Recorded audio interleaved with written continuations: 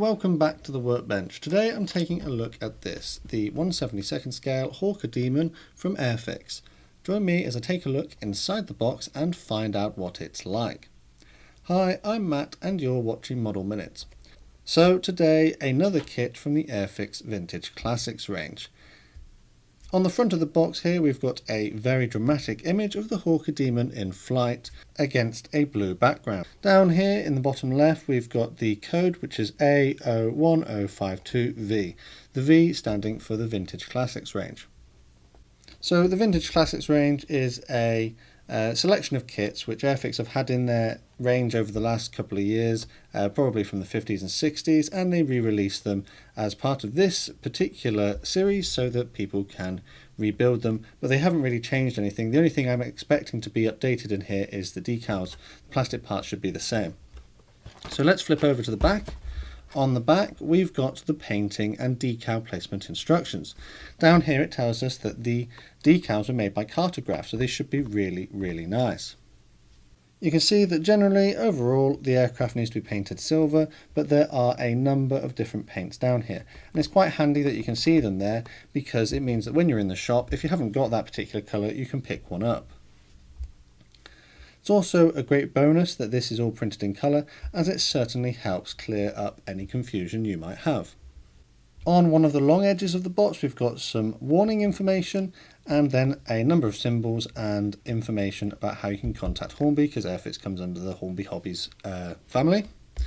And it also indicates that this is not suitable for anyone under the age of 8. And then flip over to the other long side and we've got the information on the tooling. So it says that the mould tools were originally made in 1957 or 68, and the illustration was done by James Goulding in 1989. So why have we got two dates there? Well, actually the Hawker Hart tooling was made in 1957 and then updated to be the Hawker Demon in 1968. So originally this was the bomber version of the aircraft, but the Demon is a fighter version, so they've altered the tooling in such a way that it is representing the Demon and not the Hart. Underneath this we've got some information about the actual Hawker Demon and also the dimensions, and it states that there's 31 pieces in the box. And then here we've got another image of the paint scheme included.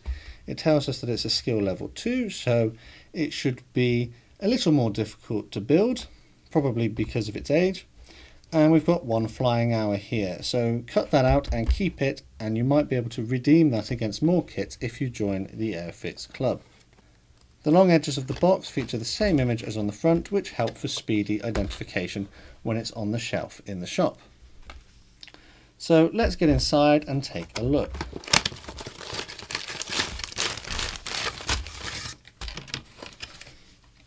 As is normal, I'm going to take a look at the instructions first.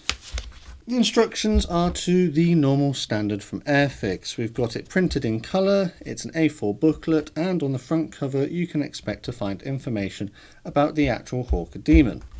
Down the bottom here we've got contact information for Hornby and also information about how you should treat the plastic before you assemble and paint it. So it states here that you should wash the plastic in warm soapy water, and that's to remove any oil or grease that might be left over from the moulding process. And because it's an old model kit, you might have to do that because I imagine they've probably used quite a bit of mould release to get it out of the moulds to help make sure that they last a bit longer. And it also says that some parts might not be needed to build the version that you want to build. So turning over the page, we've got the start of the assembly instructions, and up in the top here it's all multilingual, so just pick the language that you use, and it states that there are certain things you should do, such as making sure you read the instructions and scraping away paint to get good bond for the cement. Down the bottom of this page we've got a key to the different symbols you might encounter during the build, so just keep an eye out for those as you progress. Turn over the page and it's now time to start assembling. So the first thing we're going to do is start with the propeller, and we attach the retaining pin to that, and it is intended here in this step that you don't cement it. That's what that black square means. You don't cement it inside the two fuselage halves, and that will allow you to spin it. you want to add the pilot and the gunner inside the fuselage and then close the fuselage up. So what it tells me here is that there's little to no internal detail, which would be expected of a model of this age. Progressing on, we've got what looks to me to be a sort of telescopic gun sight. Then we've got the rear gunner and the tail components being added. Support struts for the tail, adding the engine exhaust, some more struts and the lower wing. Moving on to the wing struts, and it tells us here that they should be at a 30-degree angle. And then finally in step 7, we are adding the top wing and the tail skid and the landing gear at the front. And that is it. That's it. So we've got 7 steps. They're not particularly busy steps. There's not a great deal going on in each one. So realistically, this shouldn't be too difficult to build. I know that I do sometimes struggle with biplanes because of all these struts. I do find that a little bit difficult personally. And also, you might want to add your own rigging to this. You know, the wires between the different struts. I think they might have them on the picture. Yeah, so if you look on the picture here, you can see there's lots of wires here helping to keep the rigidity of the aircraft whilst it's in flight. But you'll notice that on the painting instructions and in the main instructions that these rigging wires are not actually given to you in a schematic. So you're going to have to use this or do your own research if you want to add those yourself. And there does actually seem to be quite a lot of them going off of this image. So that might be something that I probably won't do when I actually come to build it, but you know, never say never. So instructions, they seem to be okay. Let's move on to the decals. Like I said at the beginning, these are now made by Cartograph, so they should be absolutely top notch. So we've got the RAF roundels and the red dots seem to be perfectly central. These look like they go on the wheels. We've got lots of little decals to go on the aircraft as well, and the pendants. So there doesn't seem to be any tears or misprinting. It all seems to be really well printed. We have got a cockpit control panel here, which is quite interesting. But generally these look really nice. These look well printed, there's no colour bleed. But that's going to be quite a long one to put on, so you'll have to be careful when you're applying that so you don't get it torn or twisted. So let's take a look at the plastic components. So contained in a plastic bag you get a number of parts, 31 parts I think it said on the box. So let's get that out and see what they're like. Right, so everything's sort of a little bit bent and buckled on the sprues here. Everything seems to be sort of twisted. It must have been bashed around in the box. But there we go, we've got 1, 2, 3-ish sprues. They're like 3 little sprues, but nothing's really joined together here. It does feel a little bit greasy, but not too bad. You will probably need to give this a wash just to get your paints to stick properly. But the thing that struck me the most here is the fact that everything just seems to be a little bit bent on the sprues, like the propeller blade, that's starting to fall off. This, one of the struts here, that seems to be like bent over to one side. Nothing seems to be damaged, everything's just, you know, moved around in the bag. But let's take a look at these parts a bit more closely. So first up, let's take a look at this sprue, and we've got what appears to be the upper wing surface. You can see it's got moulded sort of ribbing on it, it's got reasonable good representation of detail, there is raised and recessed details on this.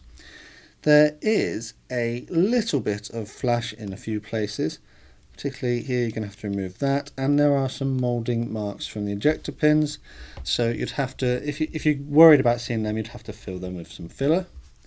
We've got one of the engine exhausts and the tail plane here. Generally though, it looks to be alright. This sprue features the 2 fuselage halves, and as I was saying earlier, there's no internal cockpit detail other than these 2 sort of half seats. Moving on down, we've got the wheels. They're moderately okay in quality. There is a bit of flash on them. Landing gear legs, more struts, the pilot and co-pilot, and some of the small details here. We've got one of the machine guns. Turn it over, and you can see the same on the other side. Bit of flash that needs to be removed, but generally not too bad. Let's take a closer look at the fuselage here. Although there are some recessed details on this, as is the style of the period, you're going to be met with mostly raised panel lines and other details like that. Let's take a look at the pilot and co-pilot, because you know that I've got a bit of a thing for figures, and if they look weird, I'm not going to use them. But actually, these look to be alright. Airfix are always quite strong at doing their figures, so I probably will end up using them. And let's take a look at the final sprue. Features the horizontal tail surface, another engine exhaust, and the lower wing surface. And it's to the same standard as the other components, but there is a little bit more flash on here. But generally, not too bad. One thing I have noticed is that on the box, it indicates that there are windscreen for the pilot, but there's no clear components included in the kit. So I guess Airfix have decided that it wasn't really something that was worth tooling into their model, but if you want something like that, I'm sure it wouldn't be too hard to do with some clear plastic sheet. So let's talk a little bit about the history of the kit. Like I stated earlier, it was originally tooled in 1968, and it was derived from the earlier Hawker Hart version, which was the bomber, and then the Hawker Demon is the fighter. This particular model, the Vintage Classics one, dates from 2019, but the last time this was seen was back in 1992, and it was released 5 times between 1968 and now. So it's not actually had that much of an appearance in the Airfix range over the years. So just to sum up what we got included, we had some reasonably nice plastic components, not many of them, but they looked okay. A bit of flash in places to clean up, but you should get a nice kit out of it. We've got some very nicely printed decals from Cartograph, and a set of instructions which shouldn't be too difficult to follow. They seem to make every step quite clear. All of this comes contained within the standard small Airfix box with painting instructions on the back and a nice image on the front. As you can see on here, I paid £5.99 for it, which is actually the recommended retail price. I think that that price is sort of about right for this type of model kit. Given that it's got only 31 pieces, I would have preferred to maybe have spent a little bit less on that, but it's something that I can live with. As for Airfix making this a skill level 2, I'm not entirely sure why, because I've had some skill level 1 kits which have had more parts and more decals. But I guess maybe they think because it's an older model kit and because it's got lots of these sorts of struts that need to be attached to the model, it will make it a little bit more difficult. But I guess we'll see how that goes when we build it. So if you'd like to see me build this one, make sure you put a comment down below. And also, what do you think of this kit? Would you get one of these for yourself? It was something that I was waiting for ever since Airfix announced that they were going to bring it back into the range, and it just took them a bit longer than I would have liked to get one in the shops. But we've got one now, so hopefully I can make a start on this soon. Before I finish the video, I'd like to give a quick mention to my patrons over on Patreon. Massive thank you to these guys.